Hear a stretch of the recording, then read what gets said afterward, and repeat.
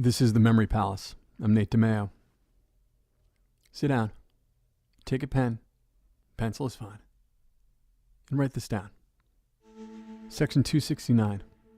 Every devise or bequest of lands, tenements or hereditaments, or any interest therein, of freehold or less than freehold, either present or future, vested or contingent, or of any money directed to be raised by the sale thereof, contained in any last will and testament or codicil, or other testamentary writing, in favor of any religious or ecclesiastical corporation, sole or aggregate, or any religious or ecclesiastical society, or to any religious denomination or association or persons, or to any person or body politic, in trust, either expressed or implied, secret or resulting, either for the use and benefit of such religious corporation, society, denomination, or association, or for the purpose of being given or appropriated to charitable uses or purposes, shall be null and void, and their heir at law shall take the same property so devised or bequeathed, as though no testamentary disposition had been made. Now write an essay interpreting that statute. If you're black. If you're white, the registrar, who was also white, who was always white, at the Monroe County Courthouse in Canton, Mississippi in 1964, would give you a different passage from the state's constitution to write and interpret. A single sentence, and then a simple answer. And if you couldn't get it right, if you couldn't read or write, you could and certainly would be waved through as a person of high moral standing and be allowed to vote.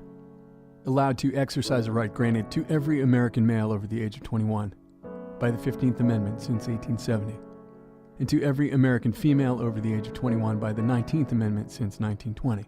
The same rights that were denied by design by what they called literacy laws in the states of the old Confederacy, not particularly old then in 1964. In Canton, Mississippi, 72% of the population was black. In its county in that year, there were more than 12,000 African Americans eligible to vote. Fewer than 200 were actually registered to do so. 265 people stood in line and waited. Waited in knit caps and fedoras, suits and ties and Sunday best. The day was cold and the wind blew and bit, and they tugged down at the end of their shirt sleeves or blow into their hands. 265 people, many of them elderly and bent, old enough that their parents maybe, their grandparents surely, had been slaves there in that county. Maybe had laid the cornerstone or put up the white columns or stacked bricks and built the courthouse that had stood in the center of town since 1855, inside which a man in an office with a Confederate flag affixed to the door decided who got to vote. Maybe their grandparents hammered the wrought iron fence that surrounds it into the ground, by which these 265 people stood in line waiting to register to vote, to be let into that office with that Confederate flag in the door, one by one to take a test that was designed to be unfair. The line wrapped around the corner, went down the block, while a sheriff's deputy in a black leather jacket paced the line with a machine gun in hand, a wooden club swinging off a belt loop on one hip, a revolver with a handle made of bone hanging from the other. Cops by the courthouse door called out, heckled and threatened the people they knew standing in line. Same with the white gawkers who came down to take it all in and maybe start something. Everyone knew everyone in a small town like that, knew where they lived, and knew what was coming for Negroes who didn't know their place, didn't know it was good for them. 25 years before that February Friday in 1964, Claude Brooks was lynched in their town. Many in that line must have known Claude Brooks, must have known Joe Rogers, who was lynched the year after that.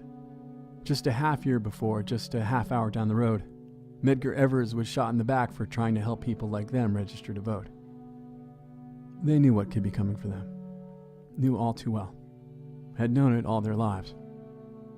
3 months later, someone would shoot at the headquarters of the activists who had come to Canton to register black voters. A couple of weeks later, someone would throw a bomb. 6 months later, 2 churches in 2 black neighborhoods would be lit on fire.